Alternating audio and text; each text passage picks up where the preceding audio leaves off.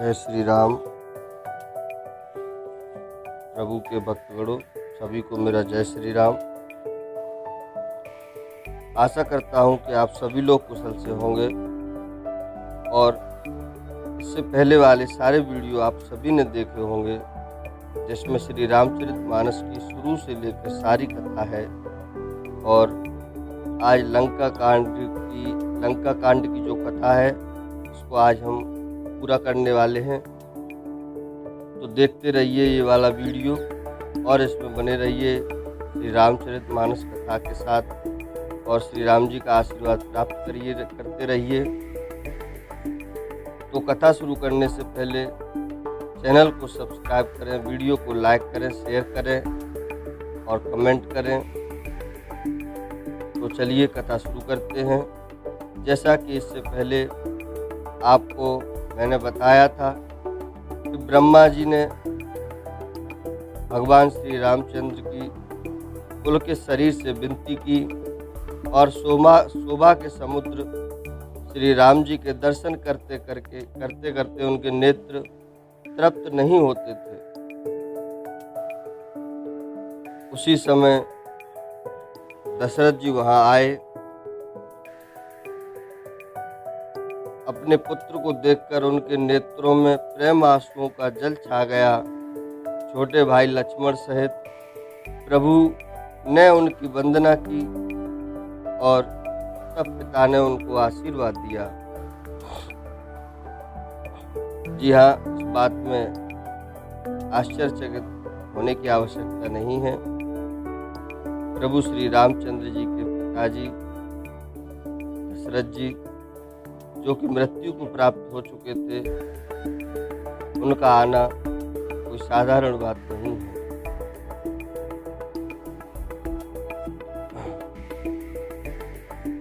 श्री राम जी ने कहा, हे तात, यह सब आपके पुण्यों का प्रभाव है जो मैंने अजय राक्षस को जीत लिया। पुत्र के वचन सुनकर दशरथ जी की प्रीति अत्यंत बढ़ गई और उनके नेत्रों में जल छा गया, रोमावली खड़ी हो गई। तब श्री रघुनाथ जी पहले के, जब उनके पिताजी जीवित थे, उस समय के प्रेम को विचार कर पिता की ओर देखकर ही उन्हें अपने स्वरूप का दृढ़ ज्ञान करा दिया। हे उमा, अब भगवान शंकर जी कह रहे हैं माता उमा से, दशरथ जी ने भेद भक्ति में अपना मन लगाया था, इसी से उन्होंने मोक्ष नहीं पाया, केवल मोक्ष नहीं पाया, बल्कि प्रभु का परम पद पाया।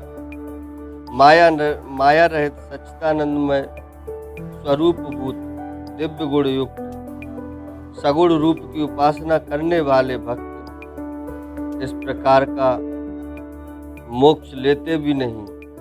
उनको श्री राम जी अपनी भक्ति देते हैं।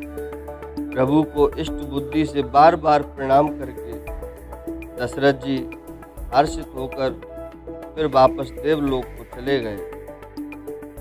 छोटे भाई लक्ष्मण जी और जानकी जी सहित परम कुशल श्री कौशलाधीश की शोभा देखकर देवराज इंद्र मन में हर्षित होकर स्तुति करने लगे।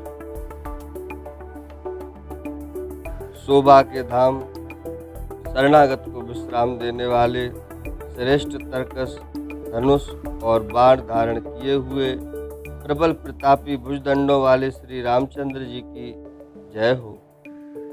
हे खर और दूषण के शत्रु और राक्षसों की सेना के मर्दन करने वाले, आपकी जय हो।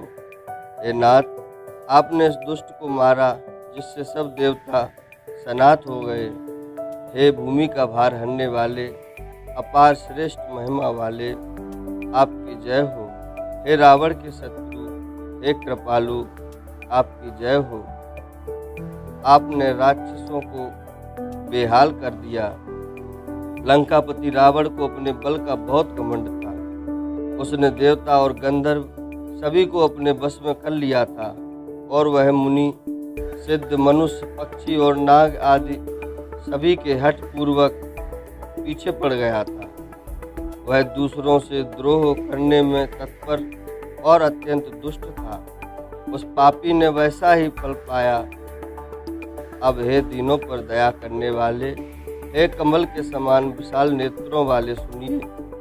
मुझे अत्यंत अभिमान था कि मेरे समान कोई नहीं है, पर अब प्रभु आपके चरण कमलों के दर्शन करने से दुख समूह का देने वाला मेरा वह अभिमान जाता रहा।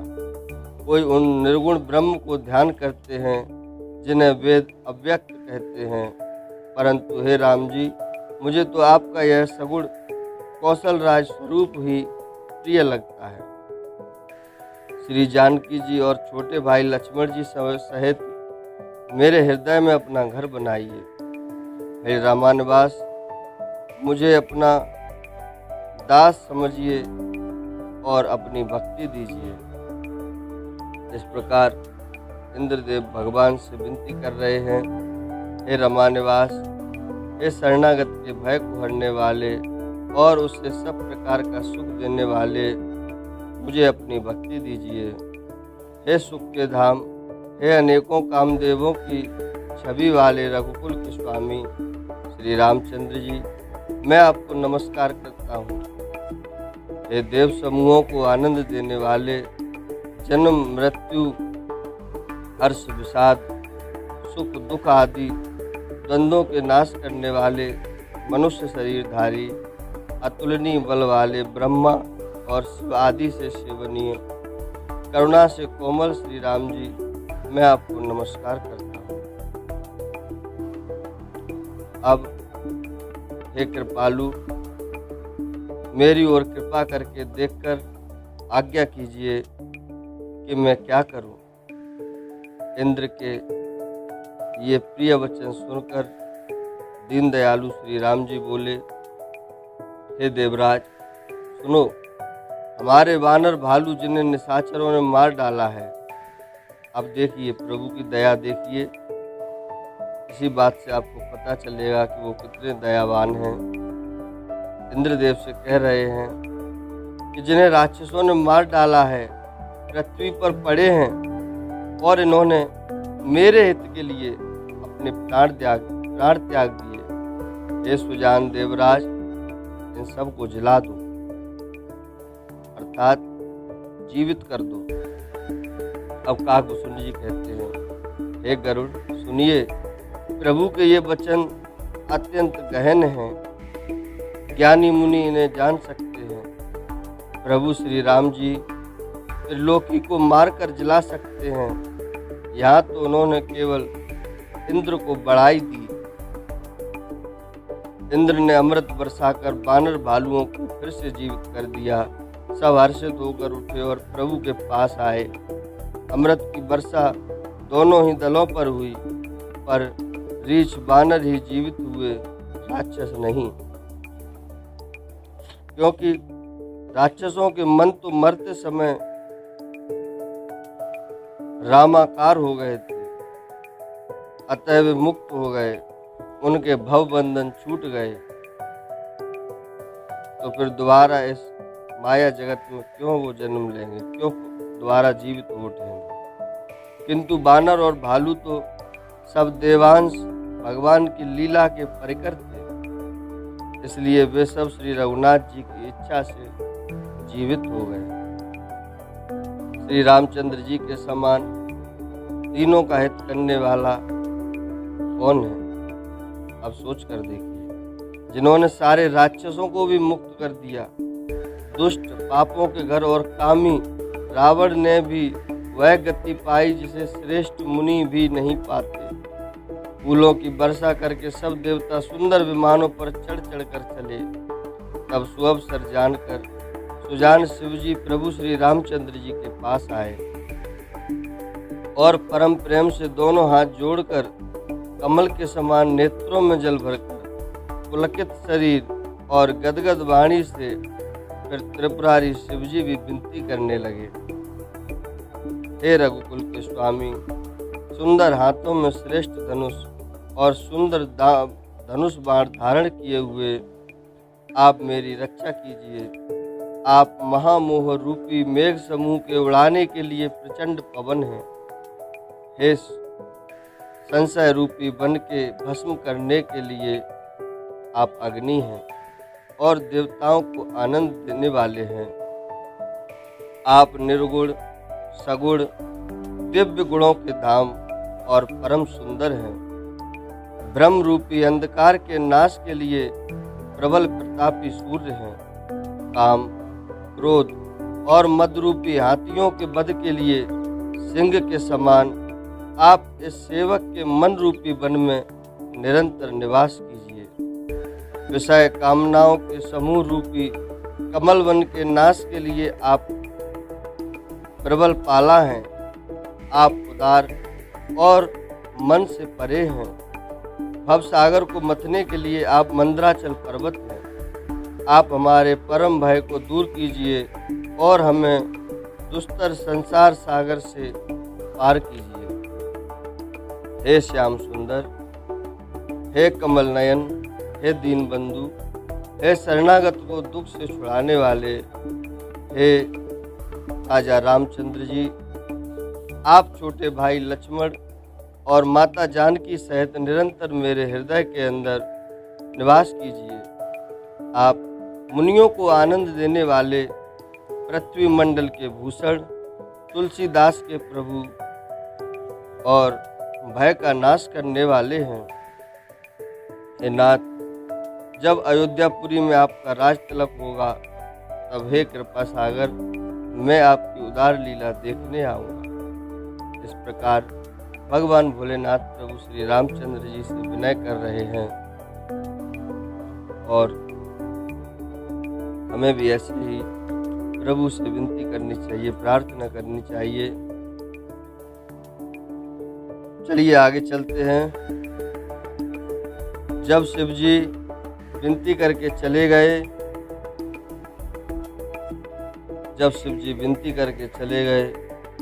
तब विभीषण जी प्रभु के पास आए और चरणों में सिर नवाकर कोमल वाणी बोले, हे सारंग धनुष के धारण करने वाले प्रभु, मेरी विनती सुनिए। आपने कुल और सेना सहित रावण का वध किया, त्रिभुवन में अपना पवित्र यश फैलाया और मुझ दीन पापी बुद्धिहीन और जातिहीन पर बहुत प्रकार से कृपा की। अब हे प्रभु, इस दास के घर को पवित्र कीजिए और वहां चलकर स्नान कीजिए, जिससे युद्ध की थकावट दूर हो जाए। हे कृपालु, खजाना, महल और संपत्ति का निरीक्षण कर प्रसन्नतापूर्वक वानरों को दीजिए। हे नाथ, मुझे सब प्रकार से अपना लीजिए और फिर हे प्रभु, मुझे साथ लेकर अयोध्यापुरी को पधारिए। तो विभीषण जी के कोमल वचन सुनते ही दीन दयालु प्रभु के दोनों विशाल नेत्रों में जल भर आया। श्री राम जी ने कहा, हे भाई सुनो, तुम्हारा खजाना और घर सब मेरा ही है, यह बात सच है, पर भरत की दशा याद करके मुझे एक एक पल कल्प के समान बीत रहा है। तपस्वी के वेश में कृस शरीर से निरंतर मेरा नाम जप कर रहे हैं। हे सखा, वही उपाय करो जिससे मैं जल्दी से जल्दी उन्हें देख सकूं। मैं तुमसे निहोरा करता हूँ, यदि अवधि बीत जाने पर जाता हूँ तो भाई को जीता न पाऊंगा। छोटे भाई भरत जी की प्रीति का स्मरण करके प्रभु का शरीर बार बार पुलकित हो रहा है। श्री राम जी ने फिर कहा, हे विभीषण, तुम कल्प भर राज्य करना, मन में मेरा निरंतर स्मरण करते रहना, फिर तुम मेरे उस धाम को पा जाओगे जहाँ सब संत जाते हैं। श्री रामचंद्र जी के वचन सुनते ही विभीषण जी ने हर्षित होकर कृपा के धाम श्री राम जी के चरण पकड़ लिए। सभी बानर भालू हर्षित हो गए और प्रभु के चरण पकड़कर उनके निर्मल गुणों का बखान करने लगे। फिर विभीषण जी महल को गए और उन्होंने मणियों के समूह से और वस्त्रों से विमान को भर लिया। फिर उस पुष्पक विमान को लाकर प्रभु के सामने रखा। तब कृपा सागर श्री राम जी ने हंसकर कहा, हे सखा विभीषण, सुनो, विमान पर चढ़कर आकाश में जाकर वस्त्रों और गहनों को बरसा दो। तब आज्ञा सुनते ही विभीषण जी ने आकाश में जाकर सब मणियों और वस्त्रों को बरसा दिया। जिसके मन को जो अच्छा लगता है वह वही ले लेता है। मणियों को मुंह में लेकर बानर उन्हें खाने की चीज न समझकर फिर उगल देते हैं। यह तमाशा देखकर परम विनोदी और कृपा के धाम श्री राम जी, मैया सीता जी और प्रभु श्री लक्ष्मण जी हंसने लगे। जिनको मुनि ध्यान में भी नहीं पाते, जिन्हें वेद नेति नेति कहते हैं, वे ही कृपा के समुद्र श्री राम जी बानरों के साथ अनेकों प्रकार के विनोद कर रहे हैं। शिव जी कहते हैं, हे उमा, अनेकों प्रकार के योग, जप, दान, तप, यज्ञ, व्रत और नियम करने पर भी श्री रामचंद्र जी वैसी कृपा नहीं करते जैसी अनन्य प्रेम होने पर करते हैं। भालुओं और बानरों ने कपड़े गहने पाए और उन्हें पहन पहनकर वे श्री रघुनाथ जी के पास आए। अनेकों जातियों के बानरों को देखकर कौशलपति श्री राम जी बार बार हंस रहे हैं। श्री रघुनाथ जी ने कृपा दृष्टि से देखकर सब पर दया की। फिर वे कोमल वचन बोले, हे भाइयों, तुम्हारे ही बल से मैंने रावण को मारा और फिर विभीषण का राज तिलक किया।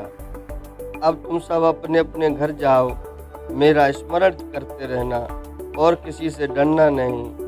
ये वचन सुनते ही सब बानर प्रेम में विहल होकर हाथ जोड़कर आदर पूर्वक कहने लगे, हे प्रभु, आप जो कुछ भी कहें आपको सब सुहाता है, पर आपके वचन सुनकर हमको मोह होता है। हे रघुनाथ जी, आप तीनों लोकों के ईश्वर हैं। हम बानरों को दीन जानकर ही आपने सनाथ किया है। प्रभु के वचन सुनकर हम लज्जा के मारे मरे जा रहे हैं।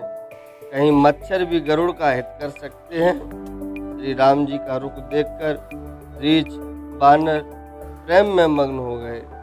उनके घर जाने की इच्छा नहीं है, परंतु प्रभु की प्रेरणा से सब बानर भालू श्री राम जी के रूप को हृदय में रखकर और अनेकों प्रकार से विनती करके हर्ष और विषाद सहित घर को चले। वानर राज सुग्रीव, नील, वृक्षराज जामवान, नल और हनुमान तथा विभीषण सहित और जो बलवान वानर सेनापति हैं, वे कुछ कह नहीं सकते। प्रेमवश नेत्रों में जल भरकर नेत्रों का पलक मारना छोड़कर टकटकी लगाए सम्मुख होकर श्री राम जी को देख रहे हैं। श्री रघुनाथ जी ने उनका अतिशय प्रेम देखा, सबको विमान पर चढ़ा लिया। तदंतर मन ही मन विप्र चरणों में सिर नवाकर उत्तर दिशा की ओर विमान चलाया। विमान के चलते समय बड़ा शोर हो रहा है। सब कोई श्री रघुवीर की जय कह रहे हैं। विमानों पर एक अत्यंत ऊंचा मनोहर सिंहासन है। उस पर माता सीता जी, प्रभु श्री रामचंद्र जी विराजमान हो गए।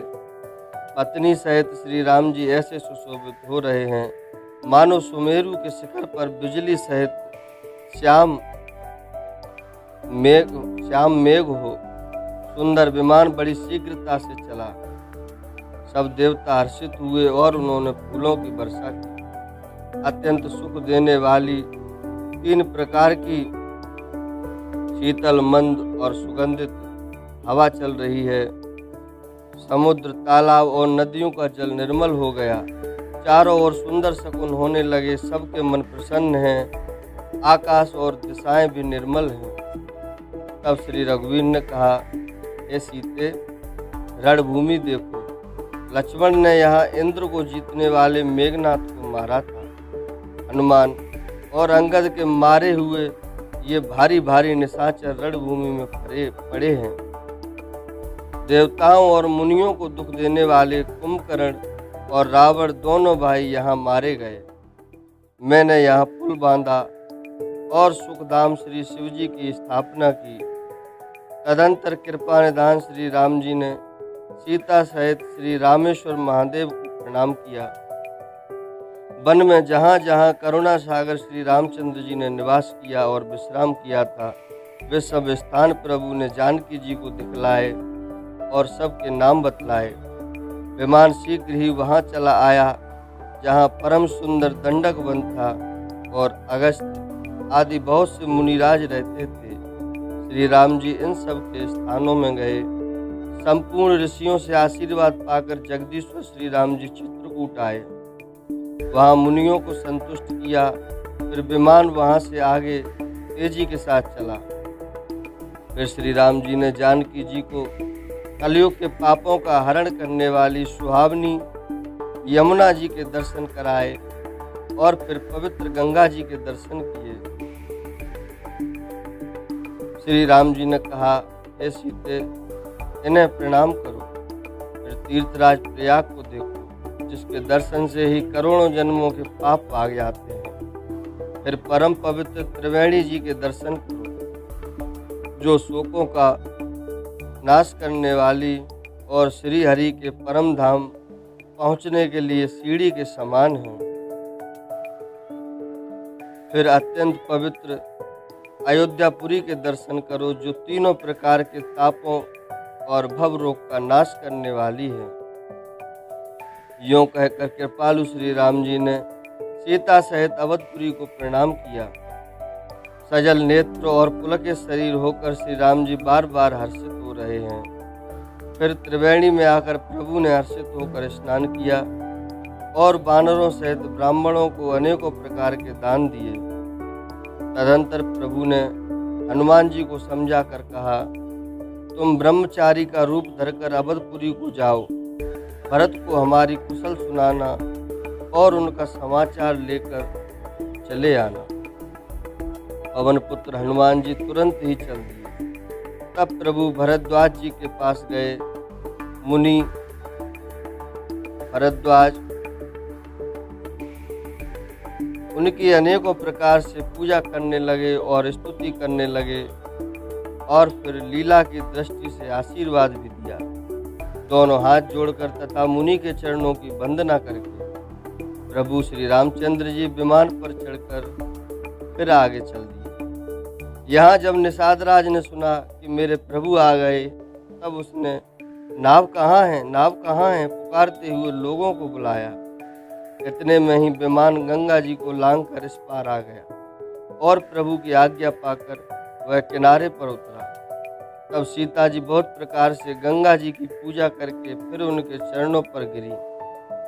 गंगा जी ने मन में हर्षित होकर आशीर्वाद दिया, हे सुंदरी, तुम्हारा सुहाग खंड हो। भगवान के तट पर उतरने की बात सुनते ही निषाद राज गुह प्रेम में विहल होकर दौड़ा। परम सुख से परिपूर्ण होकर वह प्रभु श्री रामचंद्र जी के समीप आया और श्री जानकी जी सहित प्रभु को देखकर वह आनंद समाधि में मग्न होकर पृथ्वी पर गिर पड़ा। उसे शरीर की सुध न रही। श्री रघुनाथ जी ने उसका परम प्रेम देखकर उसे उठाकर हर्ष के साथ हृदय से लगा लिया। सुजानों के राजा शिरोमणि लक्ष्मीकांत कृपा निधान भगवान ने उसको हृदय से लगा लिया और अत्यंत निकट बैठाकर कुशल पूछी। वह विनती करने लगा, आपके जो चरण कमल ब्रह्मा जी और शंकर जी से सेवित हैं, उनके दर्शन करके मैं अब सकुशल हूँ। हे सुखधाम, हे पूर्ण काम श्री राम जी, मैं आपको नमस्कार करता हूँ, नमस्कार करता हूँ। सब प्रकार से नीच उस निषाद को भगवान ने भरत जी की भांति हृदय से लगा लिया। तुलसीदास जी कहते हैं, इस मंद बुद्धि ने मोहवश उस प्रभु को भुला दिया। मंद बुद्धि अपने आप को कह रहे हैं। रावण के शत्रु का यह पवित्र करने वाला चरित्र सदा ही श्री रामचंद्र जी के चरणों में प्रीति उत्पन्न करने वाला है। यह काम आदि विकारों का हरने वाला और भगवान स्वरूप का विशेष ज्ञान उत्पन्न करने वाला है। देवता, सिद्ध और मुनि आनंदित होकर इसे गाते हैं। जो सुजान लोग श्री रघुवीर की समर विजय संबंधी लीला को सुनते हैं। अब इस जो युद्ध हुआ इसको सुनने का क्या फल है उसको भी सुन लीजिए आप सभी लोग। उनको भगवान नित्य विजय, विवेक और विभूति देते हैं। विभूति अर्थात ऐश्वर्य और विजय और विवेक को आप जानते ही हो। इस लीला को प्रभु की जो सुनते हैं उनको इतनी सारी चीज़ें मिलती हैं। अब तुलसीदास जी कह रहे हैं, अरे मन विचार करके देख। वैसे तो आप सभी को भी अपने मन से ये पूछना चाहिए, अरे मन विचार करके देख, यह कलिकाल पापों का घर है कि नहीं है। इसमें श्री रघुवीर जी के नाम को छोड़कर पापों से बचने के लिए दूसरा कोई आधार नहीं है। क्या कोई आधार प्रभु को छोड़ के? नहीं है। तो इसीलिए प्रभु का नाम लीजिए। और इस प्रकार से लंका कांड समाप्त हुआ श्री रामचरितमानस कथा का। अब उत्तरकांड की शुरुआत होगी, जिसके लिए बने रहिए हमारे साथ और इंतजार करिए अगले वीडियो का। और अगला वीडियो आपको प्राप्त हो इसके लिए हमारे चैनल को सब्सक्राइब करें, घंटी वाले बटन को दबाएं, वीडियो को लाइक करें, शेयर करें, कमेंट करें। तो आप सभी को जय श्री राम।